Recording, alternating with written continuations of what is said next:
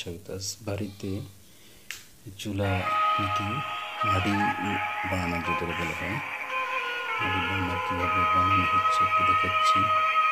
গ্যাসের লাইন যেভাবে হোক আনা হয়েছে, ওটা কাটা হয়েছিল, সেখানে সিলিন্ডারও ব্যবহার করি, ইলেকট্রিক ওভেনও ব্যবহার করি, আবার চুলাও লাগে। চুলা অবশ্য আমার একটু কম ব্যবহার করা হয়, হতে মাথা মতো ধরে আমি করি না। তো যাই হোক, ওইখানে ছোটো ভাই এবং তার দিয়ে বড় ফ্যামিলি আছে, চুলা ব্যবহার করে, পাশের বাড়ি আবার চুলা ব্যবহার করে।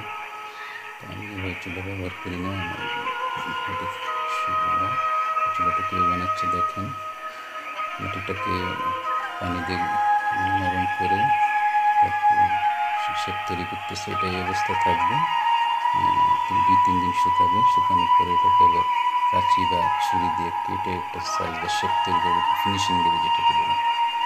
তো এই যে আমাদের গ্যাসের লাইন হয়তো দেখতে পাচ্ছেন, কিন্তু লাইনটা কাটা, লাইনের ইটা আছে, বাড়ি টাড়ি করা সব রেডি, কিচেন টিচেন করার জন্য লাইন দিচ্ছে কেটে। গ্যাস সংকট এলাকায় তো সিলিন্ডার ব্যবহার করা হয় আর কি। দেখতে পাচ্ছেন চুলাটা প্রায় তৈরি হয়ে গেছে, মাটিটা এবার সকাল থেকে এটাকে পানি দিয়ে প্রসেসিং করছে। কোনো আইডিয়া নেই। ধন্যবাদ, কেমন লাগে ব্যাক ফিডব্যাক জানাবেন।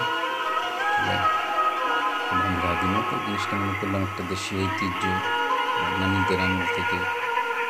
তো ঢাকায় থাকার সময় চুলা তো অনেকদিন যখন আবার আসলে যখন আসলাম, ওই গ্যাস থাকে না, আনার কারণে আবার চুলা তারা পাতা লাকড়ি ব্যবহার করে, সিলিন্ডারও আছে, এটা রাখে আর কি। ওদের অবসর কাটানো সব আমাদের পছন্দ না, ভাই বোন কেউ চায় না যে আমরা কষ্ট করে রান্না বান্না করি, সেটা তো কাজ নেই, ওইদিকে থাকে ছোটো ব্যবসাতে।